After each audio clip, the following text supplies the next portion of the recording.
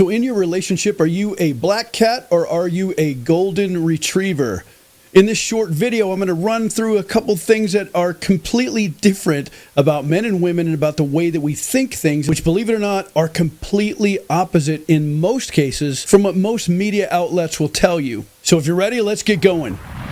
You see, women are told a lot to be strong and independent and have the attitude of, I don't need no man. And that's great if you want to do that. And there are some guys that are into that, that are looking for that. But it's not as many as you probably think. As a matter of fact, it is a very, very small minority. Let me show you some things from the media that generally kind of describe the black cat position. The black cat and the golden retriever relationship theory is very simple. You and your loved ones fall into opposing categories. I totally agree with that, but let's keep reading and see what some of the traits of the black cat personality are. The black cat of your duo is said to be fiercely independent.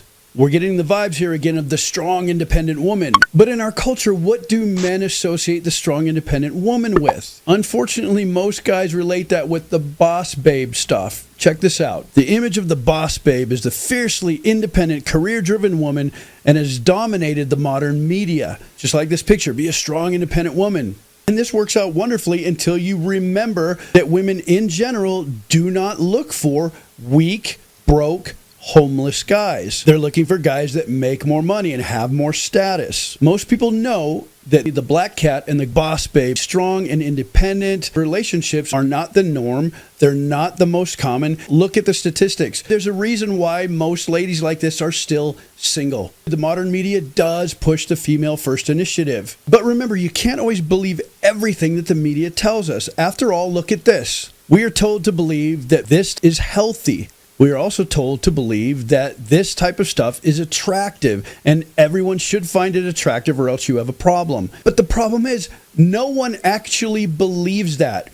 If you think it's true, go up to any woman that you like and say, hey, do you think that Lizzo is sexy? And because it's a female first initiative in our culture, they will say, of course, all women are beautiful, all women are sexy, and Lizzo is hot. Then all you got to do is say, that's great because I think you kind of look like her. And then see what happens to you. Everybody knows it's not true, but gaslighting happens, and we're often told that something that's not true is.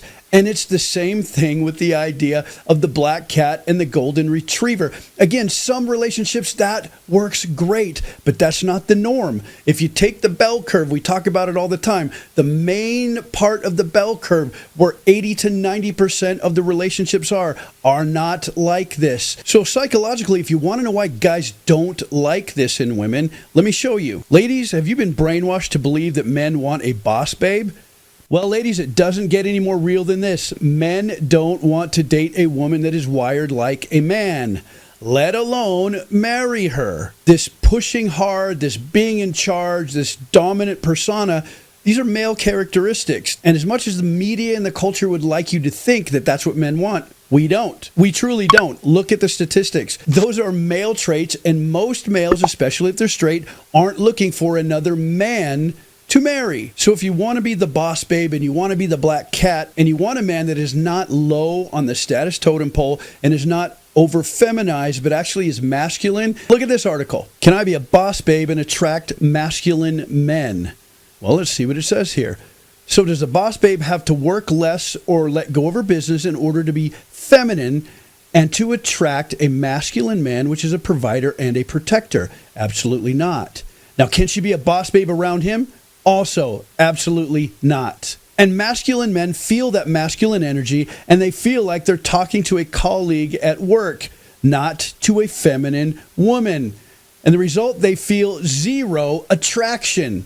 That's right, zero attraction. Men aren't looking for other men to date if they're straight. So when you show masculine traits, being the black cat, the dominant, in control, stoic person, don't be surprised when most men don't like that. So what's the result? Many women continue to be in the boss babe mode with men. So what happens? Well, according to this, and it's true, two things happen.